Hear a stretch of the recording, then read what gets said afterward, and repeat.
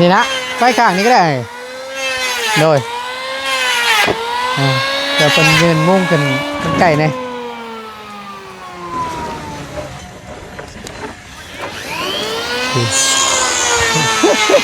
เป็นประหลาดใจใช่ไหมตื้อ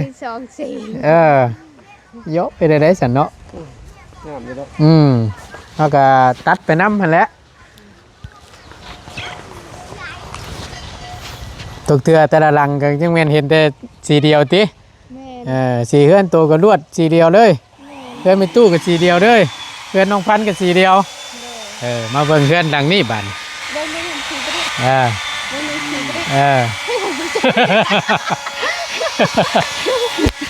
คือสองสีบ่ไอเผ็ดชับกันบ่แม่นไอ้บอกให้ก็ได้สีตัวนี้นั่นไอ้เชื่อว่าปิดตัวทวนพุทธทวนเทิงพุทธแล้ววันนี้จากมันทวนลงมานั่นมันเป็นสีนี้ทองสีก็คือชิลออันชิลอเบิ้งแต่เบิ้งโนดที่แรกก็ประตูน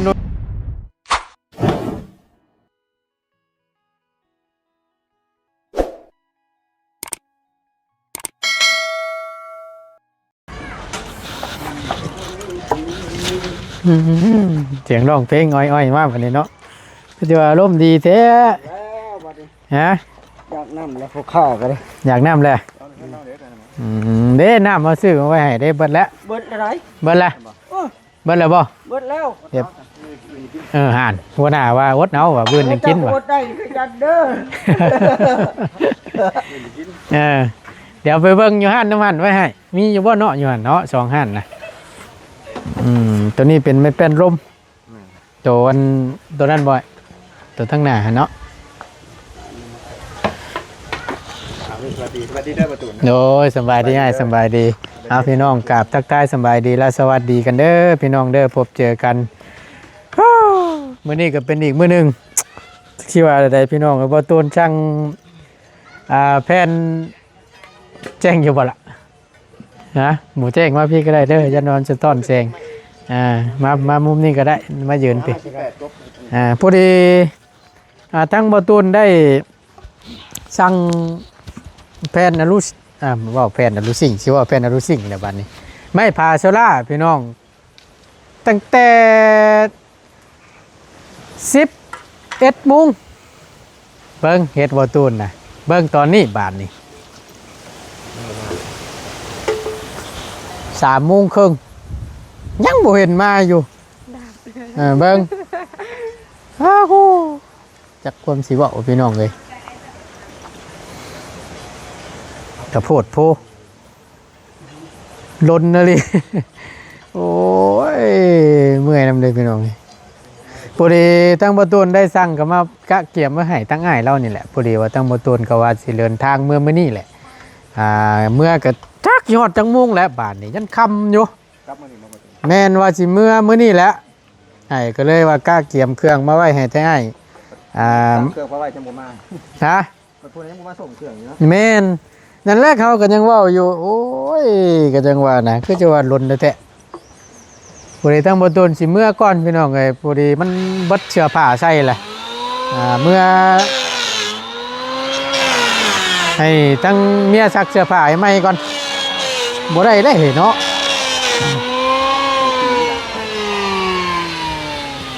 เป็นแต่พ่ออยู่บ่ไอ้บ่พ่อบ่เนาะมันคือแบบผสมมันอะไรพอเจ้าจางๆมันพอดีกับจังหวะพอดีบ่เป็นยังมันแป้งกับบลม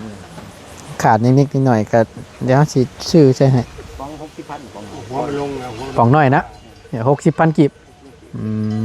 ประมาณนั้นแหละสิ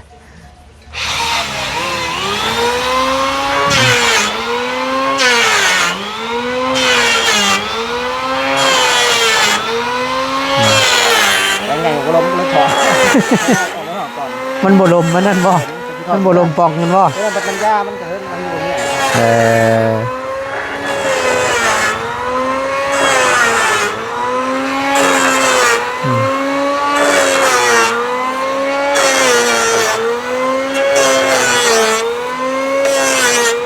ี้รอบนึง ขอโทษขอไปหลายๆพี่น้องเลย ประมาณรอบหนึงบ่เออ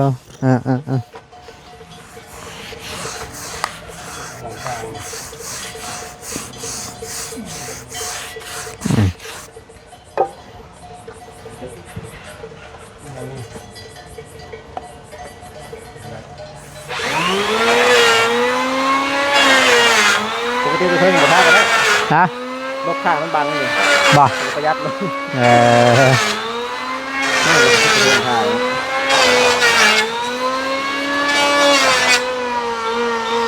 พอจะบ่หลบถ้ามันจะท่าก่อนรอบหนึ่งก็ตัวใหม่ให้ใครอยู่มันท่าเป็นเดือนมันได้ก็ อืม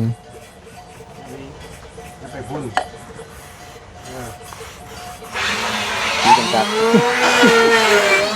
แต่ถ้ามีขึ้นไปไทยเพิ่งเนี่ยมันเนี่ย ถ้าอยืลุมใช่ไหมสบายมันแห้งแล้วก็จับยกขึ้นรถนะพี่น้อง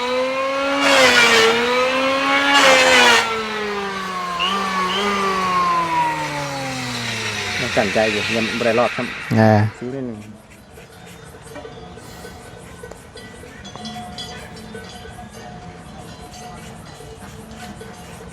เป็นทิศทางฉันได้เป็นไง บ่ พอนาไม่มอบมันก็ท่าไปได้2 รอบแล้ว หมอบข้างเห็นได้บ่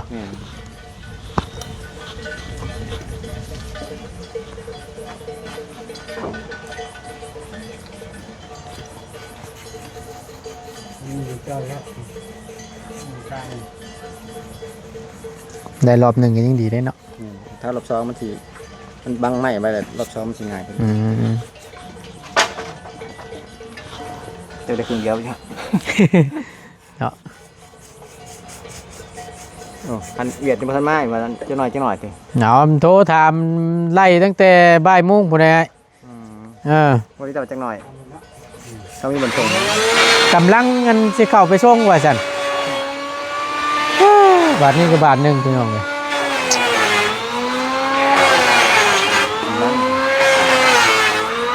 โทรถามมึงนึงว่ากำลังเงินเติมน้ำมันใส่รถไทยอันเข้ามาแล้วว่าซั่น คือแบบเนาะเงื่อนไปได้ไว้นะ ปวดหัวพี่น้องเลยที่ว่าในประตูนก็ได้ เพราะจริงเวลาได้เนาะ แม่นโดดประตูนหาพัดนะพี่น้องแล้วพอดีสีเท่าประตูนนั้นสีจัดแจงให้ทั้งไปตู้แล้วนั่นผัดมันอยู่หันทั้งทางเข่านี่มันผัดโบมี่อ่ะนะเรื่องของเรื่องมันจำเป็นประตูนก็ได้ว่าสีถ่าสั่งเราวันจันทร์พุ่นผัดยันว่าเราเพื่อประตูนขึ้นมานะยันว่าตั้งให้เราท้าทางประตูนก็เลยสีสั่งมาไว้ให้เพราะว่าลูกปิ้งบานมันยังครบเปิ้ลเลยอุปกรณ์มันยังต่างๆประตูนสั่งมาให้ครบเปิ้ลเลยมีตัวแล้วเดี่ยวในส่วนใดก็มันใส่ส่วนนั่นก็เลยว่าเตรียมตัวนี้แหละไว้ให้นะรถเมื่อค่ำอีกแล้วมันนี่ ยังบ่มาก ยามันนี่ได้แต่คอยเมื่อนี่แหละหอดยันดึกยุบพี่น้องเลยที่ว่าอย่างไร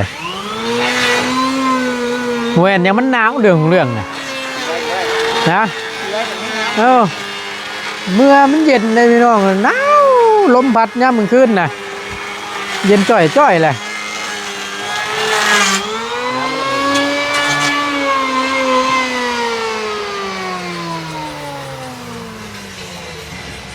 ใช้น้ำล่างทาเป็นห้องพื้นล่างกระถางสีเคาะเอาเพิ่นบ่ติด1 9นะผมทาดีๆมันนั่งกินเหมือนกัน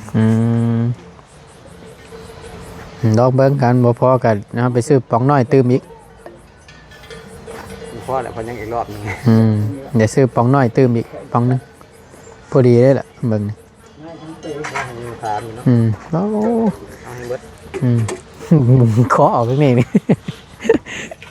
จะได้รอบแรกนี่มารอบนึงคอยมันได้รอบแรกว่าสั้นซะรอบต้องน้ำตามันง่ายขึ้นปัดไปนิดนึงมันก็สิกลมคืนไปเลยแบบนี้เนาะเพราะมันมีแต่ห้องพื้น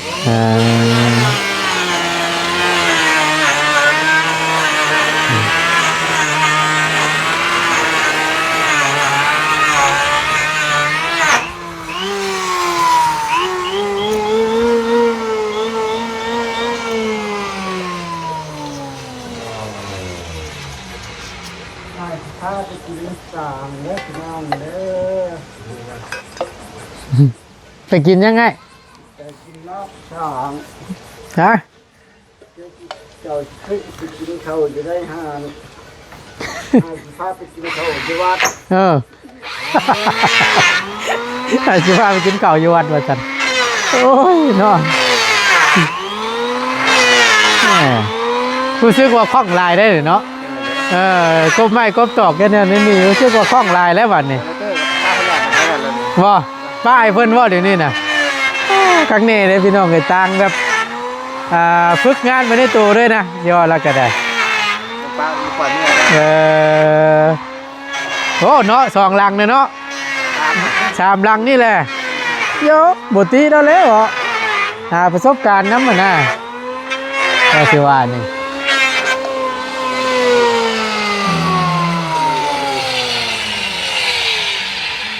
แต่งเพลงไทยได้เนี่ยในรอบหนึ่งเล่นข้างมันได้3 รอบประมาณนี้ตั้ง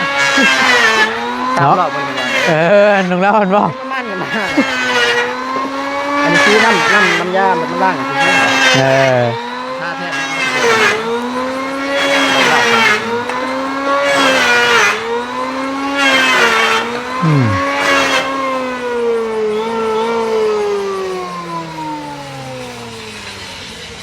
คือถ้าเทิงกับง่ายคะแนนมันได้รอบแรกก่อนปัดเชมเปญเชมหนึ่งกับกลมกลืนรถดิมันจะติดแจ้งได้ห้องทุ่งเลยวันแม่นบ่ช่องแล้วช่องอีกพี่น้องเอ้ยคอยทางยังเดือดมากเลย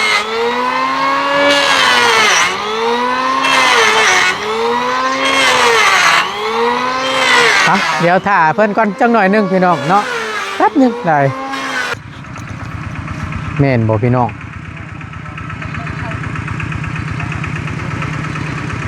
แม่นบาดนี่ป้าคือจะว่ามีเพื่องมีหยังมานำบาดนี่ตัว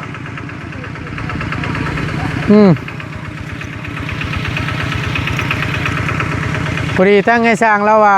แผ่นอลูซิ่งบ่พอเราตั้งบ่ต้นก็เลยสั่งมาพร้อมกันเลยนะแผ่นหนึ่ง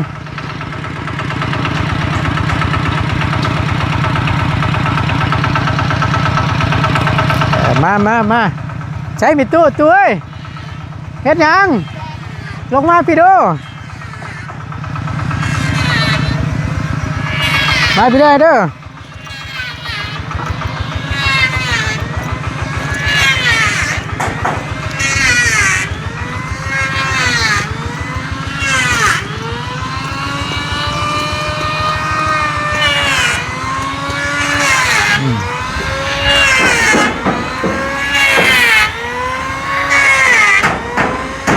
พร้อมมุ้งแล้วทางไหนกันเอาลงทางไหน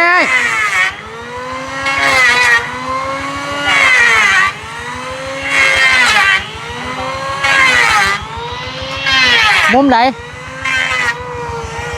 มองมันสิง่ายได้มองได้ตารางได้บ่ตารางบ่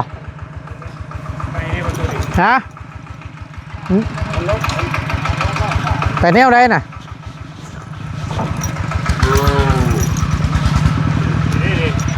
นี่บ่เอาว่างไปนี่บ่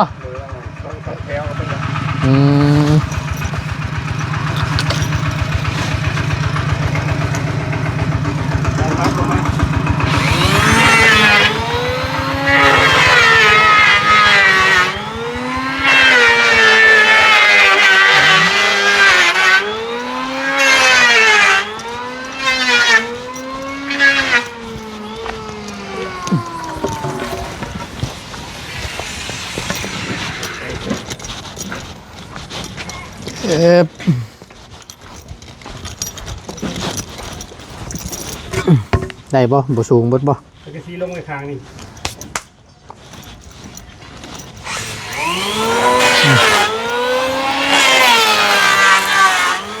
โอเค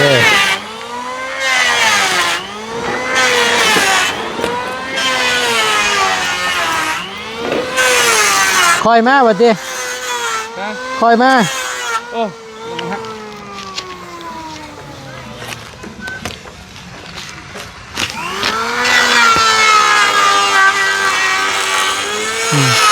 เอาสังกะสีลงมาหั่นก็ได้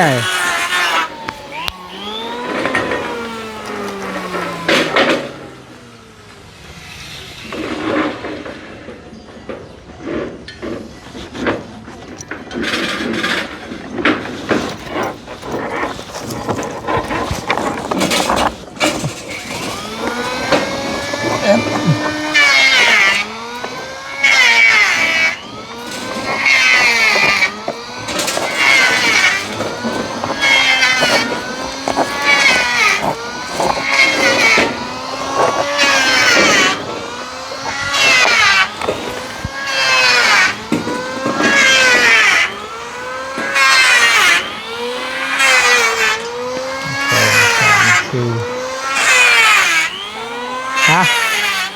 อย่างนี้นะไฟข้างนี้ก็ได้โดย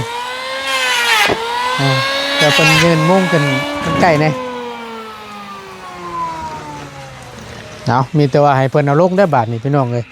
บ่ตูนจับน้ำบูฮู้จังหวะยามมันแตกมันหักมานี่พอแห้งอีกแหละอันนี้ใครเนี่ยมีแต่อยู่ในเห็นแล้วมองเขาเลี้ยงไม่นะ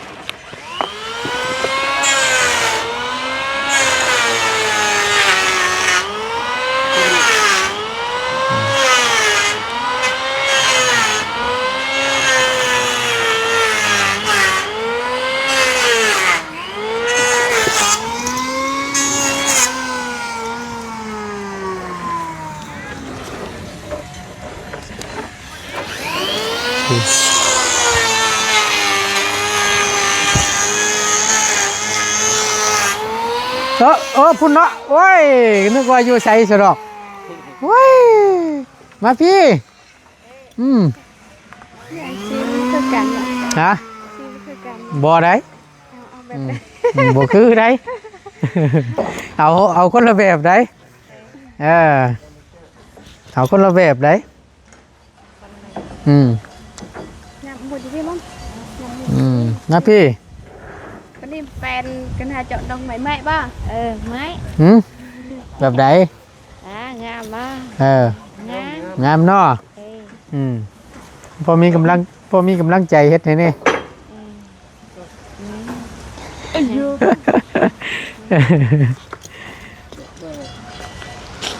ปุรีทั้งประตูหาไม่ซักแต่มันผัดปุ๊ดปุรีพี่น้องเลยก็เลยเลือกเป็นสีนี่แหละสีนี่แหละวะพี่น้องเพื่อนก็แนะนำให้เอาสียังก็สีฟ้าอ่อนบ่สีทะเลน่ะอันนี้ประตูหู้ใจทั้งพ่อกับแม่เราเลยพี่น้องเลยเพราะเนื่องจากว่าทั้งพ่อกับแม่เราบ่เห็นลีน้ำเตะเรื่องสีนี่นะทั้งประตูก็ได้บ่ได้เอาเนาะคือสีเฮือนพอน้องเฮือนน้องเอสพอพี่น้องไอ้สีนั่นนะ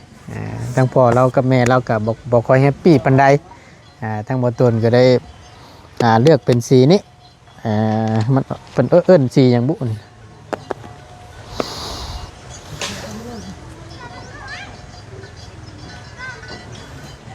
มีสื่อมันอยู่เอาผัดอ่านเฮียนเก่งเกินก็ได้อ่านหนังสือภาษาอังกฤษหมอกที่ว่าจังใดคือตัวไทยน้องยังอ่านออกนะตัวไทยเห็นบ่เอามาพี่น้องเลยมากันน้องคือเขาเนาะสบายดีละสบายดีต้องแหวะมันน้อยคือดังน้องนี่ที่แบบเพื่อนไม่ตู้นั่นแมนอยากไอ้จะสับกันไอ้จะเอาแบบใดแบบนี้เดี๋ยวค่อยเบิ่งนะใจเย็นประหลาดใจฮะเห็นให้ประหลาดใจเท่าว่าที่ยกไปได้สันเนาะแล้วก็ตัดไปน้ำหันแล้วตกเถื่อแต่ละหลังก็ยังแม่นเห็นแต่สีเดียวติสีเฮือนโตก็ลวดสีเดียวเลยเฮือนไม่ตู้ก็สีเดียวเลยเฮือนน้องพันก็สีเดียวมาเบิ่งเฮือนหลังนี้บัดเบิ่งหนึ่งหันสีตัวนี้นะเบิ่งหนึ่งหันสีตัวนี้เบิ่งหนึ่งสีตัวนี้ไม่คือสองสีบ่ไอ้เผ็ดชับกัน โมเมนต์ เอาแบบใดเอาไอ้บอกให้ก็ได้สีตัวนี้นั่นไอ้เชื่อว่าปิดตัวทวนพุทธทวนเทิงพุทธแล้ววันนี้จากอันทวนลงมานั่นมันเป็นสีนี้ทองซีก็สุชิลออันชิลอเบิ้งมาชิลานคนไทย เบิ้งโนดที่แรกก็ประตูนู้นว่าสิเอาไม่ซักดอกไม่สองสีตัวเมื่อยมาพี่ดูเกิดประตูไม่สองสีบ่งามสองสีก็งามนั่นเนาะรุ่นใหม่หมดเลยอันกกใหม่บ่คือกกใหม่นะกกใหม่บ่คือกกโอ้ยเนาะนี่งามมาใส่มาลายสีก็มันงามนั่นเจ้าลายสีก็มันงามหรอยาคือเอาบ่มีเฮือนผู้ใดมีสองสีได้มั้ยตู่ถ้าจะเห็นไอ้เขามีเฮือนเจ้าหลังเดียวนั่นตู่เนาะงามขนาดงามขนาดชื่อว่าเจ้าวันนี้คือเชื่ออยู่บอกแล้วยายเราได้ว่าโอ้ยอยู่เราไปยอมไปง่ายๆเนาะตู่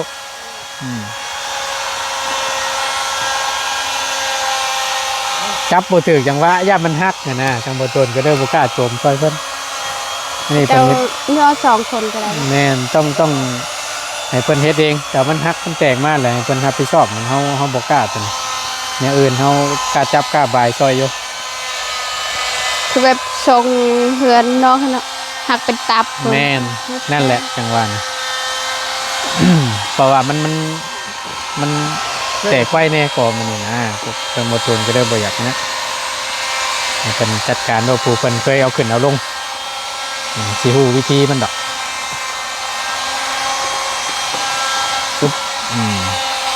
ว่ามันจะใช่ที่อยากไอ้เห็ดแปลกๆไอ้ไปเห็ดในเฮือนคือแปลกๆไงเห็ดนี่ก็คือแปลกๆเนี่ยบ่แม่นประตูมาที่ล้างดังกลัวแล้ววันนี้ประตูตึกใจแล้วแหละพอที่แรกไงว่าอยากได้สีไม่ซักทองไม่ซักทองนั่นสีว่าแอมทวนแอมตัวนั้นแล้วมาตัดด้วยสีตัวนี้ก็ได้หรือเป็นสีควันบุรีก็ได้นะก็เลยมันโมมี่ก็เลยตัดสินใจเอาสีตัวนี้ตัวนี้มาแอมทวนนะพอที่ว่านะโคตรงามเลยไอ้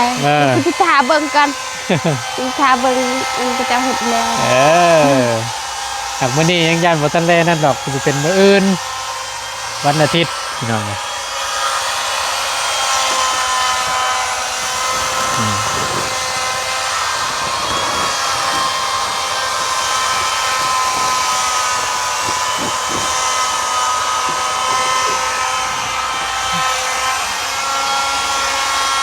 ทีแรกก็คิดอยู่เฮือนตัวก็ได้คิดไว้สิตัดให้อยู่หั่นนะเจ้าอีกทีนึงหั่นนะบัดนั้นไอ้คิดจังได๋บัดนั้นไอ้คิดจังได๋ก็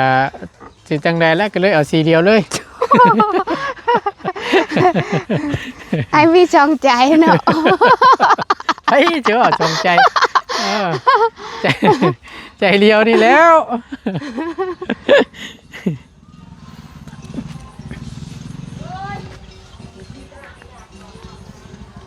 นั่นแหละสีเดียวก็งามมันก็งามไปคนละแบบเด้โดยแม่นนายแม่นที่แรกเขาว่าเสียวไม่ซักแม่นแล้ววันนี้มันหมูมี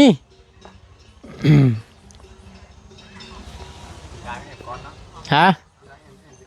แม่นตัวได้คืออะไรทางอ้ายเป็นไว้จังได๋บ่เข้าใจแม่นไอ้แปลไม่รู้เจ้าเมื่อกี้นี่แปลไม่เมื่อกี้นี่น้องคนบอกเข้าใจไอ้บอกยังเมื่อกี้นี่ว่าสันตัวลายคิดว่าตัวขี้ลายแอมตัวมันลายก้อนเราอ่ะที่คิดว่าตัวสีแดงให้สีดับเดี๋ยวเรามาเบิ่งสีแดงลายตัวนะ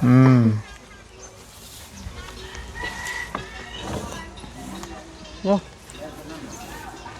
đấy đi đi đấy ปึ๊บ ผิดพลาด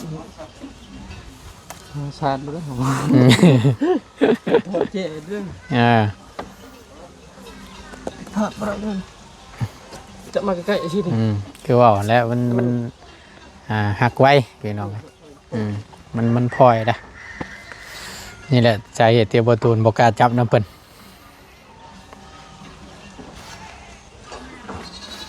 ไอ้ว่า14 รวมเบิดเนี่ย14 ตับหนึ่งมีอยู่5 แผ่นมัดหนึ่งนะ14 มัดหนึ่งมี5 แผ่นตัวก็ไล่เบิ้งนี่มันมีจักแผ่นนี่10 20 30 40 50 60 70 แผ่นลองเบิ้งพี่น้องโอ้โหมันสิพอดีเป๊ะได้บ่หรือว่าจังใด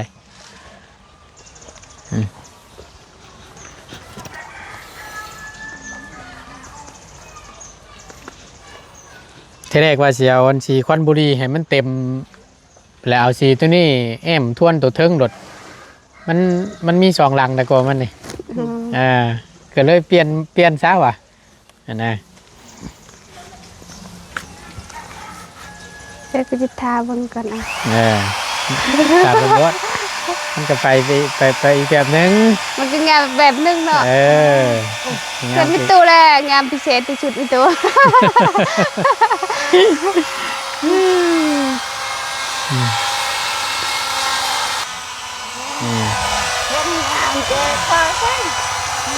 มีตู้อันขออย่างนึงได้ปะอันเป็นอย่างคือบ่ได้ บ่อยากรู้เนี่ยบ่ทั้งลูกทั้งหลานสิคอ มัน ยั ว่าง ดังเหรอมั้งไม่ตัวดังดังหรือตัวดัง นั่นแหละเจ้าก็ตอบมาแล้วว่าทั้งเจ้าสิคอยังว่านี่ คือเสียดังเด้อ ย้ำออกมาพี่ก่อนล่ะย้ำออกมาพี่ก่อนให้เพิ่นเอาแผ่นลงก่อน เดี๋ยวไปไหน มาพี่ตู้มาพี่ให้เพิ่นเอาแผ่นลงซะ ภาษาเราถึงก็ได้เนาะไอ้ อันแช่มาโจนด้วยชาเบะมาเลยกับอาจารย์ดอกไม้เด้อบ้านปะอ๋อก็ดอกไม้เปื้อนจ้ะกันทำไมบ้านปะโจนในซอกเลยได้จากันด้วยไหมเด้อ ไก่กระขอกคนกระขอกทำมากก็มันเป็นนอนในตลาดหัวในเตียงกันนั่ง ใช่บอกก่อนโอเคสวัสดีได้บ่ เลย สัญญากับเฮาเด้อ ได้แล้วมาก็จะยังนั่งที่นั่งขายเลย ใครโย มมาก็แต่ยังนอนเฮือนให้นอนไปให้นอนได้ประตู แม่เห็นมันก็ว่านอนเท่านั้น แล้วเห็นจะได้ขี้ไก่อะไรขี้ได้กัน ขึ้นมันเป็นเนาะ บินเอาเดินประตูได้ไร บ่เนี่ยหลายเรือคดนุ่ง เอ้า ลูกหลานขึ้นเทือนใหม่ก็ไล่มาตัวเอ้ยมันขี่เทือนแล้วบางงาม อยากลายเลยคิดหากันเลยคิดเลี้ยงมันนะคิดเลี้ยงเขาเป็นแม่เลี้ยงมันนั่นนะ คิดเลี้ยงแล้วก็มาไล่ เลี้ยงเป็นเด็กเป็นอะไรแบบ เอากะไล่มัวมันขี่เฮือน ให้มันขี่นะเห็น ไล่ลงแล้วมันขึ้นกะวะ ได้ดอกนี่ บัดขี่เฮือนหรือเฮือนงามมันเปื้อนมีแต่ขี่ไก่มาขึ้นไปนอนนั่นมันบ่งามได้ตัวเด้อโอเคบ่ โอเค สัญญากับเฮาเด้อเฮ็ดเฮือนใหม่แล้วนี่บ่ให้มาขึ้นไปนอนเด้อบ่ให้ไก่ขึ้นไปอยู่เด้อมีแต่แม่ตู้นั่นขึ้นไปเด้อไก่มานี่ให้มันอยู่ตารางเด้อโอเคเนาะแค่นั้นแหละเฮาขอเด้อได้เฮือนงามๆแล้วมีแต่ทั้งแม่ตู้นั่นอยู่จังมันจังสะอาดสะอ้านมาให้มันอยู่ตารางไก่ก็ให้มันอยู่ตารางไปเฮ็ดคอกเฮ็ดหยังให้มันเนาะ เห็ดของให้เรา บ่ให้มันขึ้นไปนอนอยู่เทิงได้เด้อมันขี่มันมินได้ตัวดีแล้ว เนาะ ไก่กับหมาคือกันได้หลักกินอีก งั้นแรงว่าให้มันนอนตารางพี่เด้อ แย้มขึ้นเทิงได้เด้อ เราก็ตอบก็แม่นถึงหมด ไก่กันมาแล้วก็คิดเรากินอิ่มแล้วว่ะ เนาะ เอ็มคือคนกินนะ แม่นก็กินอิ่มมาแหละขอแต่ว่าอย่าให้มันขึ้นไปนอนอยู่เทิงเด้อ เดี๋ยวเฮาสิหาสร้างเพิ่นเฮ็ดประตูให้ปิดไว้ปิดประตูไว้มาใกล้มันจังบ่ขึ้นเด้อ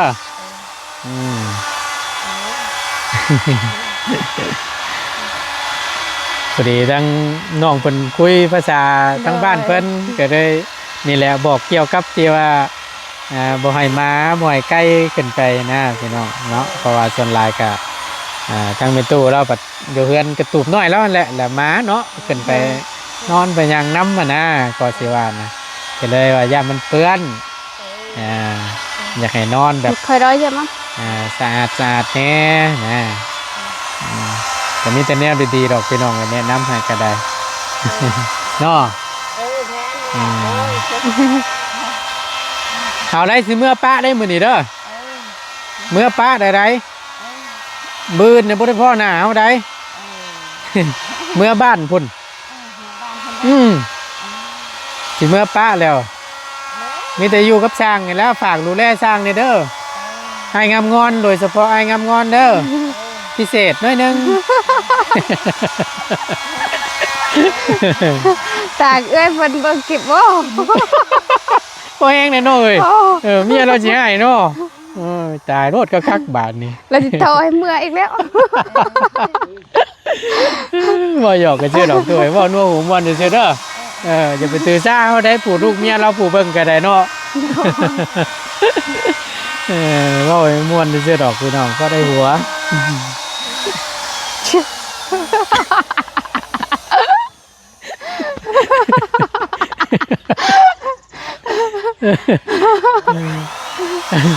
เล่นล่องอยู่ทางนั้นก็ได้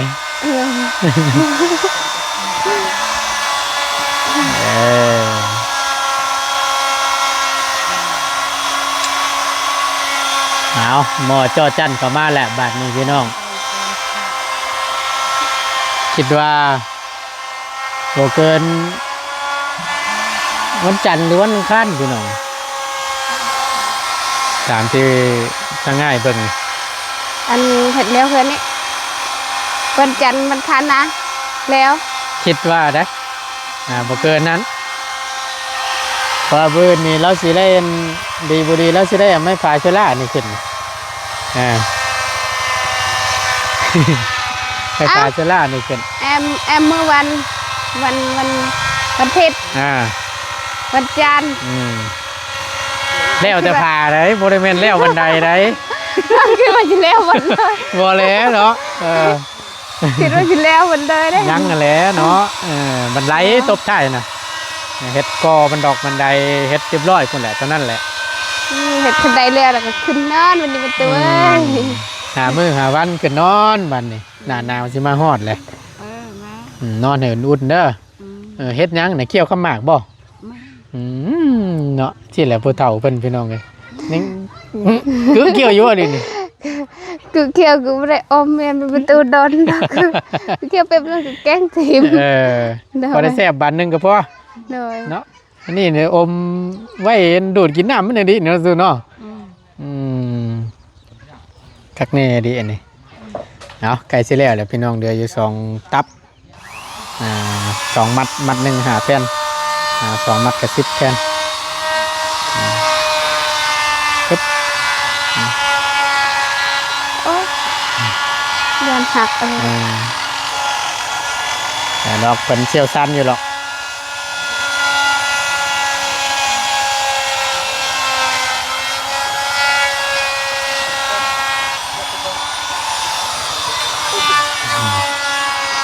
เดี๋ยวนะ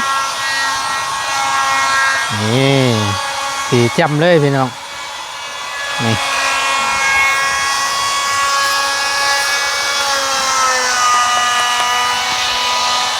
คืออยากเห็นได้เหรอเนาะ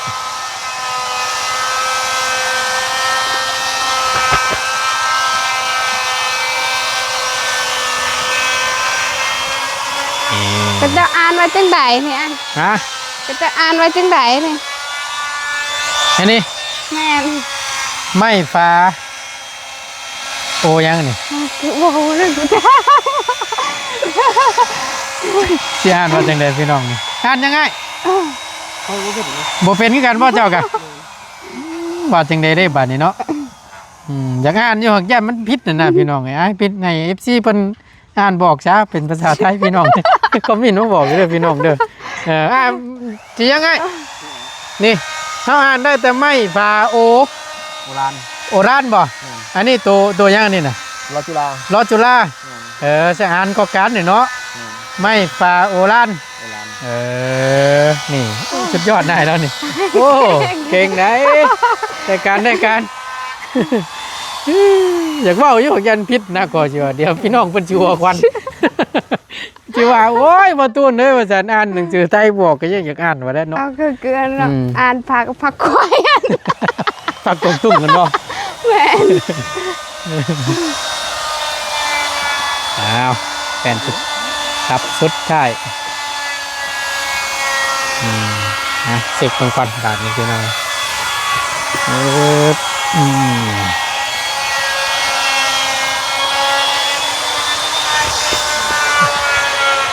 เจอใจประมาเมยใจประมาเมย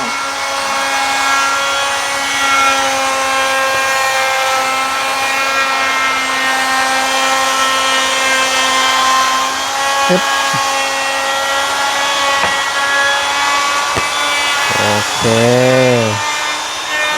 เรียบร้อย10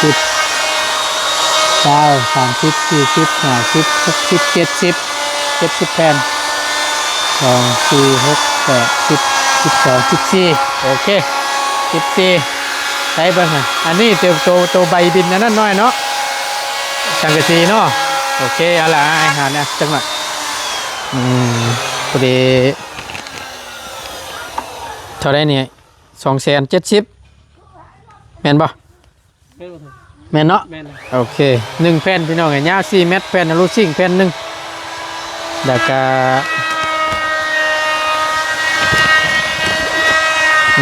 จ่ายเงินให้โอ้ใส่ตรงยางใส่ตรงยางคักจะได้บ่ทุนก็ได้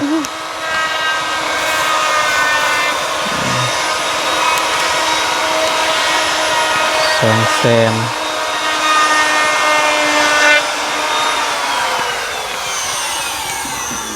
250 60 70ครบหน่อยเนาะโดยขอบใจได้เด้อขอบใจหลายๆขอบใจคือกันเนาะเอามาบ้านนี้พอดีตั้งบตูนสิให้เบิ่งบินตัวนี้น้ำพี่น้อง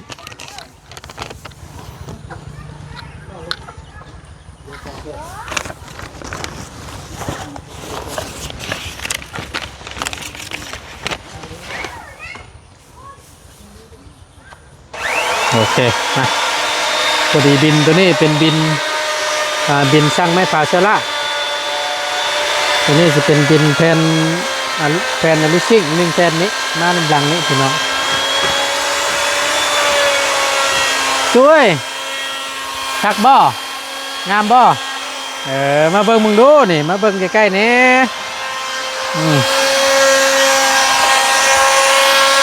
นี่งามเนาะ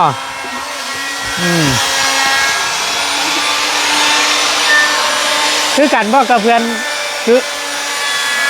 บ่คือมองไหนบ่คือมองนี้มันสีเดียวได้ตัวเว้ย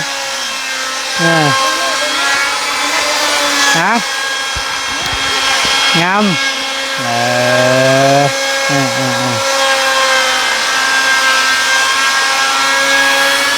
ลังแลนล่องพอดีครบ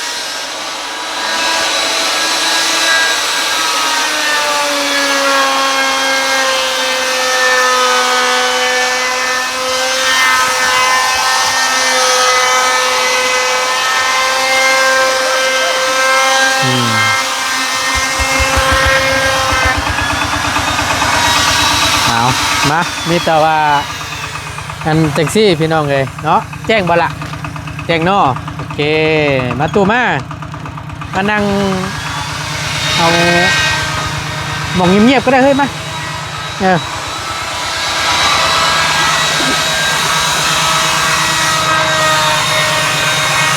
โอเคมาเสียช่างมีตู้ขอบคุญขอบคุณช่างผู้ใหญ่เพิ่นมาปิดตู้หันหน้ามาปิดเด้อนั่นแหละนั่งเคียงข้างเท่านี้เลยเอามาพอดีตั้งประตูนสิตัวนี้ไม่พาเชล่านี่ประตูนจ่ายไป7,425,000พี่น้อง14มัด70แผ่นก็ไป7,425,000แล้วก็มาบวกตัวนี้น้ำพี่น้องแผ่นนารูซิ่งแผ่นหนึ่งก็ไปอยู่270,000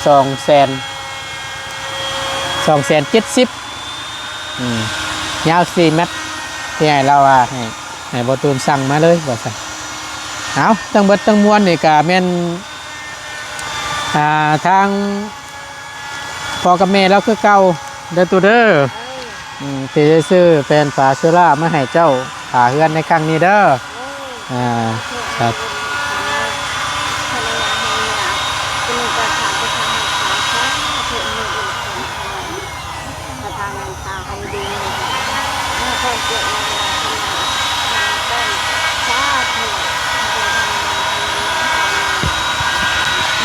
หนักอะไรเงินเต้นเงินแสนก็เป็นตามาชาเฉลี่ยเหตุการณ์ชา